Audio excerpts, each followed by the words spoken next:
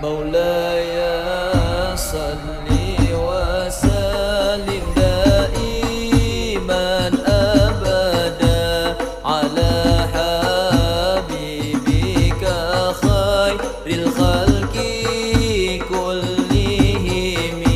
Baik Bapak Ibu jamaah rahimakumullah, kita lanjutkan pembahasan kita tentang fikih. Nah, kemarin terakhir kita membahas tentang waktu-waktu salat. Sudah selesai pembahasan waktu salat. Sekarang kita masuk satu fasal baru, yaitu faslun wa syara'itu wujubis salah. Satu fasal, satu bab yang menerangkan, yang menjelaskan tentang syarat-syarat yang mewajibkan seseorang untuk melaksanakan salat. Nah, kemarin kan salat fardu ada 5 tuh, salat yang wajib ada 5. Sekarang pertanyaannya, siapa orang yang wajib salat itu tadi? Yang wajib menjalankan 5 salat itu tadi. Kan kalau di Aqidatul Awam, ba'da khamsina farad, setelah 50 kefarduan dipangkas sama Allah jadi 5 waktu salat khusus untuk kita umatnya Sayyidina Mustafa Muhammad sallallahu alaihi wasallam. Kemarin udah kita jelasin kapan aja waktunya. Jadi sebetulnya bukan berpatokan pada jam, tapi berpatokan pada waktu perputaran matahari. Jadi nanti kalau lagi di tengah hutan pun nggak usah bingung bagaimana mataharinya saja. Nah, Bapak Ibu jamaah rahimakumullah, di sini dikatakan wa syara'itu wujubis shalah thalathatu asya'. Syarat wajibnya seseorang untuk menjalankan salat ada 3. Jadi bagi 3 orang yang memenuhi ketiga syarat ini, dia wajib salat. Bagi yang belum memenuhi ketiga syarat ini, bukan nggak wajib salat,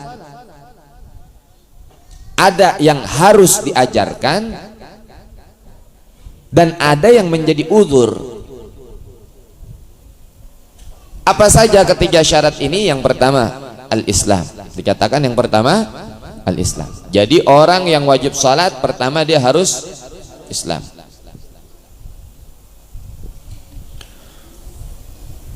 Syarat pertama mutlak harus Islam. Siapapun orang yang sudah mengucapkan syahadat, bersaksi bahwa tidak ada Tuhan selain Allah dan Nabi Muhammad SAW adalah Rasul yang terakhir, maka dia sudah wajib untuk melaksanakan salat.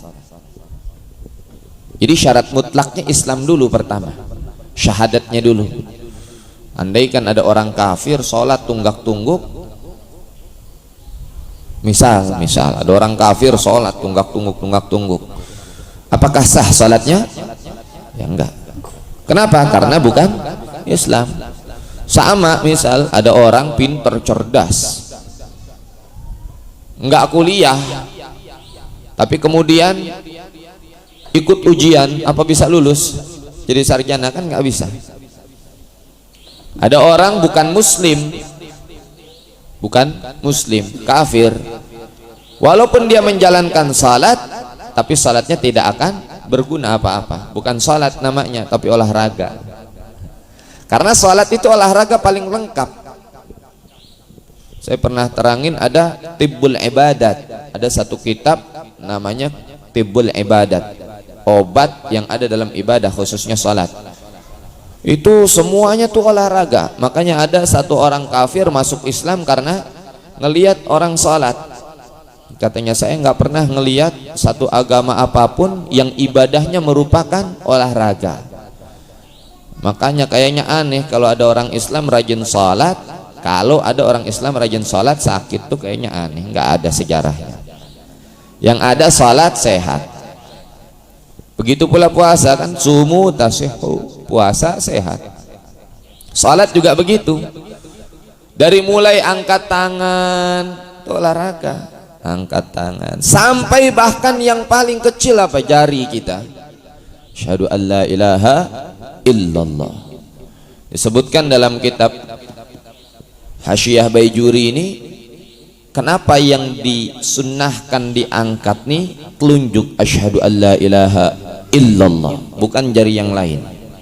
Karena jari telunjuk ini punya urat yang uratnya nyambung ke hati. Jadi begitu ditarik illallah, itu hati kita tertarik, bukan tertarik suka ya. Jadi kesedot begitu. Illallah. Hati kita ikut untuk mengucapkan Allahnya. Illallah. Jadi sampai jari. Bahkan kata ini orang kafir sampai lehernya ikutan olahraga. Kapan salam? Assalamualaikum warahmatullah. Makanya kan salam tuh ada syaratnya salam kayak Assalamualaikum gitu. Ayo. Ada syaratnya salam itu. Salam ini pipinya harus kelihatan sama yang belakang. Assalamualaikum warahmatullah. Pipi gitu.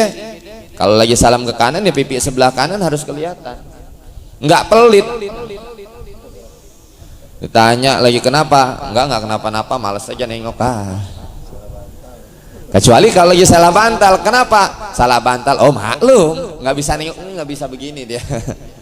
Assalamualaikum. Jadi harus kelihatan. Begitu juga kalau ke kiri. Nah, jadi ke belakang kelihatan. Tapi kan badannya nggak gerak, nggak ikut begini. Emang anak kecil loh. Badannya mah diem, iya. Cuma palanya doang. Assalamualaikum warahmatullah. Assalamualaikum warahmatullah. Itu lagi olahraga leher kita. Islam yang pertama syaratnya adalah Islam. Jadi orang yang belum masuk Islam tidak wajib salat. Orang kafir asli. Nah, bagaimana pertanyaannya selanjutnya kalau ada orang kafir yang sebabnya murtad? Orang kafir murtad. Nauzubillah min dzalik. Mudah-mudahan iman Islam kita dijaga sampai akhir hayat. Amin ya rabbal alamin. Ada orang kafir murtad, bagaimana hukum salatnya? Maka selama dia murtad, dia wajib mengqadha salatnya. Wajib qadha salatnya. Nah, selama dia murtad itu salatnya nanti ketika dia masuk Islam lagi wajib diqadha. Begitu pula dengan puasanya, bukan cuma salatnya doang.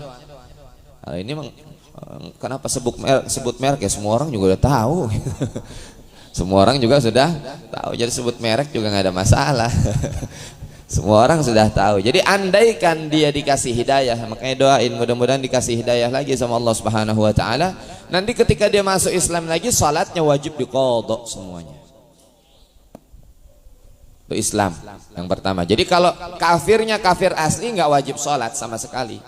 Makanya begitu ada kafir asli masuk Islam, kata Rasul kan kayak apa? Kayak bayi baru lahir, semua dosanya nggak dianggap sama Allah Subhanahu wa taala. Kenapa? Karena kafirnya asli. Tapi hati-hati yang murtad tuh Islam kafir, Allah ngingetin summazdadu kufra.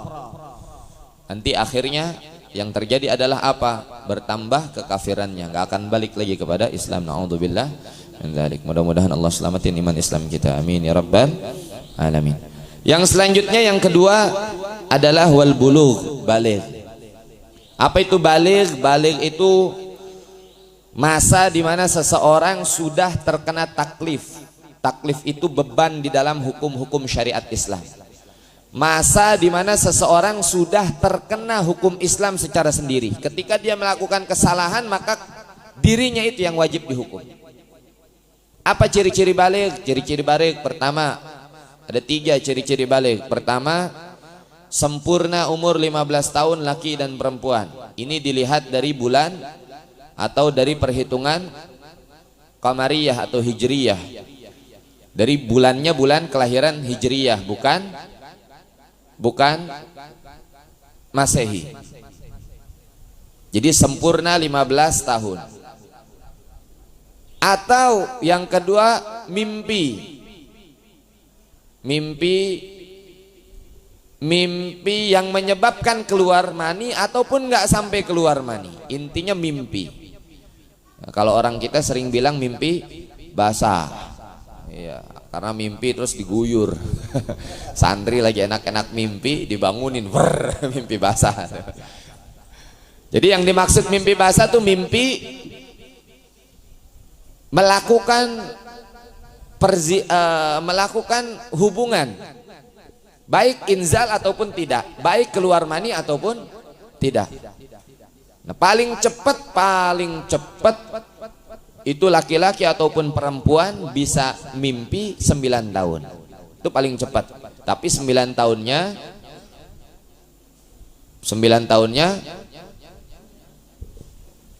Komariah. 9 tahunnya Hijriyah, bukan Masehi. Jadi kalau Hijriyah itu lebih dulu Bapak Ibu jamaah rahimakumullah. Kalau tahun Masehi kan jumlahnya berapa? 1 tahun 365. Kalau tahun Hijriyah enggak 60 pas plek begitu. Tapi kadang beda-beda tergantung 29 atau 30-nya, karena enggak ada 31 dan enggak ada juga 28, apalagi 28 enggak ada. Jadi pasti lebih cepat. Jadi pasti lebih cepat 9 tahun. Itu yang kedua. Yang ketiga adalah haid pada perempuan, sama paling cepat juga 9 tahun.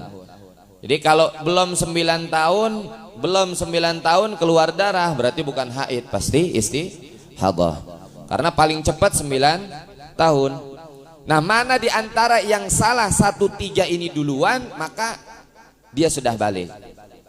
Misal ada laki-laki belum sampai 15 tahun tapi udah mimpi, usianya baru 10 tahun, ya sudah balik. Jadi syarat yang kedua wajib sholat adalah baligh.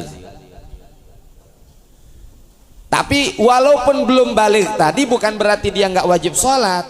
Orang tuanya wajib memerintahkan dan mengajarkan sholat.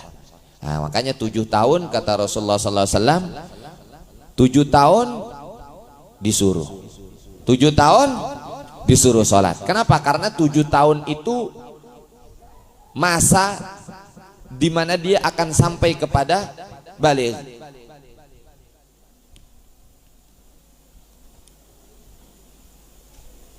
Bentar lagi mau baligh, jadi disuruh diajarin untuk sholat 7 tahun. Baru disuruh doang, baru diajak doang, ajak, nyuruh, ayo.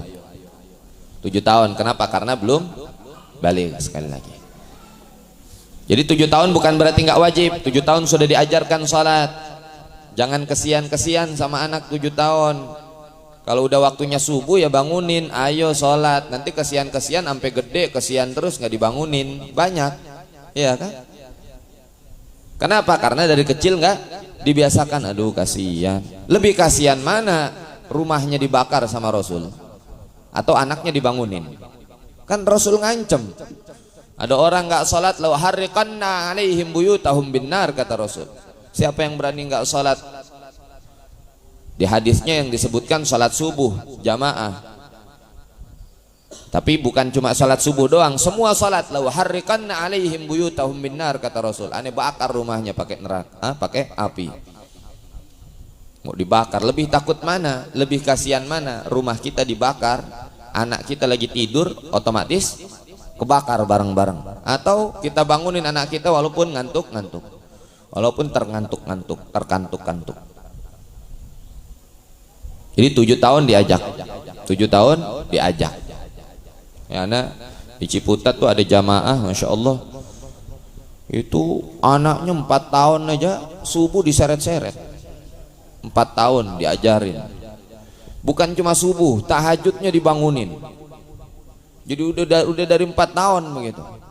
Walaupun sholat subuh yang lain udah assalamualaikum, dia masih sujud. Yang penting judulnya diajarin bangun jam segitu buat sholat. Kenapa? Karena nggak bisa instan, nggak bisa instan. Kita semua butuh proses. Kenapa sekarang orang banyak ninggalin sholat, mengentengkan sholat? Karena orang tuanya banyak nggak tegaan. Waktu tuh anak kecil, udah gede ngentengin, akhirnya bangun telat, sholat sepelein. Kenapa? Dari kecilnya nggak dibiasakan tadi. Jadi 7 tahun ajak. Beda kalau udah sampai 10 tahun, kata Rasul fadribuhum. Kalau udah sampai 10 tahun pukul. Jadi Rasul ngajarin pukul, tapi pukulnya bukan pukul-pukul yang nyakitin ya. Digambarin cobrot, nggak begitu. Maksudnya pukul tuh pukulan kasih sayang supaya mengingatkan anaknya bahwa kamu salah. Kenapa? Karena kalau udah sampai 10 tahun udah balik belum tuh? Ada kemungkinan sudah balik, ada kemungkinan. Kenapa? Karena tadi ada mimpi. Paling cepat 9 tahun. Kalau sudah 10 tahun otomatis sudah balik. Jadi kalau udah 10 tahun jangan, bukan lagi kasihan, 10 tahun masih nggak sholat, pukul tuh bukan cuma pakai tangan, enggak, bukan cuma pakai sorban, enggak. Pukulan itu banyak maknanya. Nggak dikasih jajan, pukulan nggak buat anak. Pukulan. Nggak dikasih main, pukulan nggak buat anak. Pukulan. Nggak ngerjain sholat subuh, dikunci di kamarnya, dikurung. Kamu nggak ngerjain sholat subuh ya, nggak bangun sholat subuh, kunciin seharian 4 jam misal. Itu pukulan buat anak, nggak main. Kamu nggak sholat zuhur ya, nggak dikasih uang jajan seharian, itu pukulan buat anak. Jadi maksud pukul di sini Rasul mau ngajarin, kasih pelajaran pendidikan hukum mereka. Tapi hukumnya hukum kasih sayang. Jadi sebelum balik nggak wajib, tapi wajib diajarkan, wajib diajak. Itu syarat yang kedua.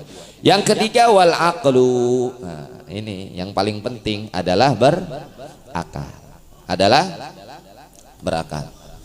Jadi makanya Bapak Ibu jamaah rahimakumullah, kalau kita lihat ada orang nggak sholat waktunya sholat, ada orang nggak sholat waktunya sholat, itu jangan dulu suudzon. Karena ini syaratnya 3. Jangan dulu suudzon. Mungkin dia bukan Islam yang pertama. Orang Islam kok sering make sarung, make peci, make koko. Oh ya sudah, jangan dulu suudzon. Mungkin yang kedua dia belum balik. Belum balik gimana, jenggot udah tebel, ya sudah, jangan suudzon lagi. Mungkin yang ketiga dia gila. Jadi nggak wajib sholat. Ya mungkin gila. Kan karena sholat hanya wajib bagi orang yang berakal. Memang orang-orang yang ninggalin sholat ini gila. Makanya Bapak Ibu jamaah rahimakumullah, ini yang terakhir sebelum nanti ditutup, silahkan kalau ada yang kurang paham ditanyakan. Ada cerita si Kebo sama anaknya Kebo sama anaknya Kebo. Dia lagi di Angon gitu, di Angon di pinggir sawah, di pinggir lapangan gitu, lagi makan. Dekat dia ada masjid, dengar suara adzan, Allahu Akbar, Allahu Akbar. Anak Kebo nanya sama ibu Kebo, Bu, suara apaan tuh? Ceritanya begitu. Kata ibu Kebo, oh itu suara adzan. Oh, adzan tuh suara apaan, Bu? Oh, adzan itu suara panggilan buat manusia supaya sholat. Oh gitu ya. Kok kita nggak sholat, Bu? Ya kan kita bukan manusia, Kebo, kata ibunya. Ternyata ini Kebo sama anak Kebo ngeliat di warkop ada orang lagi pada ngopi. Nih anak Kebo nanya lagi, Bu, tadi sholat buat manusia ya? Iya. Itu yang lagi di sana manusia apa Kebo ya? Oh itu bukan golongan kita juga, katanya. Kata ibunya, ya nggak mau Kebo, dibilang Kebo, orang bukan Kebo, kata ibunya. Terus apaan? Ya nggak tahu. Makanya hati-hati. Rasul alaihi salatu wassalam, nih lihat di kitab fikih, orang yang ninggalin sholat itu disejajarkan dengan apa? Hewan-hewan yang tidak terhormat. Di Safinah itu ada hayawan ghaira muhtaran sittah. Hewan-hewan yang nggak terhormat itu ada 6. Yang pertama tarikus salah, orang yang ninggalin salat. Yang kedua zani muhsan, orang pezina yang muhsan, pezina yang muhsan. Yang ketiga al-murtad, orang yang murtad. Yang keempat kafirul harbi, orang yang kafir harbi. Yang kelima, lihat, orang nggak salat disejajarkan dengan siapa? Al-kalbul ukur, anjing yang galak. Yang terakhir yang keenam al-khinzir, babi. Jadi orang nggak sholat disamain nama apa? Ente takut banget membacanya. Orang nggak sholat disamain nama apa? Sama anjing sama babi. Sama tuh 11-12. Makanya tadi Kebo nggak jawab. Kenapa lah, itu mah bukan golongan gua, kata Kebo. Kebo aja nggak mau. Yang mau nerima orang-orang nggak sholat cuma apa? Anjing sama babi. Udah selesai. Paham? Jadi ini wajibnya sholat ada 3. Wajibnya sholat ada 3. Mudah-mudahan kita semua yang udah wajib dikasih kekuatan sama Allah Subhanahu wa ta'ala buat jalanin sholat. Baik Bapak Ibu jamaah rahimakumullah, mungkin ada yang ingin ditanyakan yang kurang jelas, silahkan sebelum kita akhiri tutup majelis taklim rutin kita seperti biasa.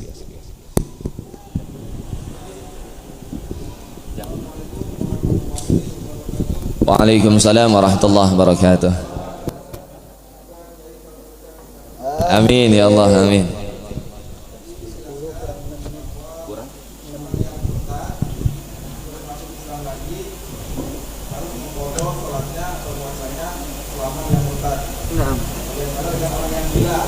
Nah,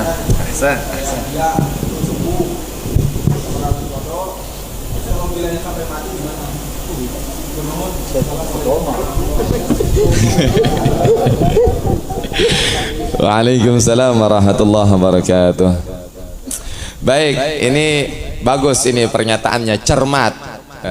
Karena anak tadi lupa belum jelasin. Kalau orang yang murtad selama dia murtad itu wajib dikodok. Beda dengan orang gila. Ada dua pendapat. Kalau orang murtad tadi semua ulamanya sepakat wajib dikodok. Beda dengan orang gila. Ada ulama-ulama yang berpendapat wajib dikodok. Ada ulama yang berpendapat tidak wajib dikodok. Kenapa? Karena dia nggak punya akal. Gila itu nggak punya akal. Beda dengan apa namanya penyakit, Allahumma shalli ala Muhammad. Ayan, betul. Yang kejang-kejang kan hilang akal juga kan dia. Hilang akal, tapi hanya sementara.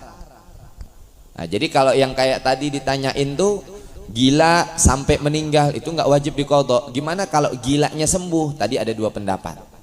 Yang pertama mengatakan wajib dikodok, yang kedua mengatakan tidak wajib dikodok. Tinggal lihat sikonnya aja. Misal ada orang gila terus sembuh, tanya kamu kira-kira kalau kodok sholat kuat nggak? Kan lebih bagus kalau dikodok. Oh insya Allah kuat, bismillah, kodokin salatnya. Kamu kira-kira kodok salat gimana? Waduh kayaknya banyak ya, saya kan lagi hilang akal kemarin. Sudah, ambil pendapat yang ringan. Bisa. Jadi lihat gimana sikon kemampuan orangnya. Oh kalau orangnya mampu tapi meremehkan, artinya mengecilkan. Kita lihat sebetulnya dia rajin ibadah tapi males. Gimana ya, rajin tapi males. Rajinnya tuh cuma yang saat ini dia dapat doang. Yang udah lewat dia males, yang udah ketinggalan dia males. Maka tekankan, ente wajib mengkodok. Supaya apa? Supaya yang kemarin dikodok. Beda kalau tadi tuh karena malas sebabnya. Ada orang yang begitu. Kalau yang lagi mau kita kerjain semangat, tapi kalau yang udah lewat, udah lewat ini, kodok ini biarin. Kan banyak yang begitu kan. Coba aja kali kalau nggak percaya ibu-ibu puasa haid, ketika lagi bulan Ramadan semangatnya semangat, tapi kalau kodoknya gimana? Kan kayaknya lemes-lemes begitu kan. Ya buktinya aja banyak yang kodoknya nanti pas bulan Sya'ban. Udah mau ketemu bulan Ramadan lagi, oh iya masih punya utang, kodok Kenapa? Karena itu kalau udah kelewatan kadang orang semangatnya beda. Kalau udah kelewatan kadang orang semangatnya beda. Nah orang-orang yang kayak gini ditekenin, oh wajib ente. Beda karena sikonnya beda.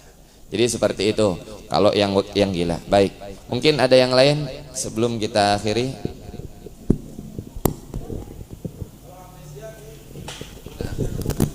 Iya itu tadi amnesia ayan satu tipe gitu. Iya karena orang hilang akal ini, maaf ya sekalian lagi dijelasin, orang hilang akal ini banyak. Tidur pun hilang akal. Iya kan? Iya nggak? Iya tidur hilang akal nggak? Iya. Tapi orang tidur ninggalin sholat, wajib diqodho nggak? Ya wajib. Tapi menjadi uzur sholat. Maksudnya apa? Ketika dia tidur, kalau dia tidur tidak biasa di waktu tersebut, maka sholatnya bukan nggak wajib ya, wajib diqodho. Tapi di waktu itu dia uzur. Makanya uzur sholat kalau di Safinah ada dua, lupa sama tidur. Tapi tidurnya di waktu yang tidak biasa. Misal dia biasanya tuh nggak biasa-biasanya tidur jam 11 siang, nggak biasanya jam 11 siang masih kerja, tahu-tahu ngantuk banget. Jam 11 dia tidur, saking capeknya bangun-bangun jam 5. Kok udah bangun jam 5 nih? Nggak biasanya. Maka sholat yang dia tinggalin nggak dosa tadi. Kenapa? Karena lagi nggak wajib, tapi wajib diqodho. Jadi kalau hilang akalnya sementara, itu semua ulama sepakat wajib diqodho.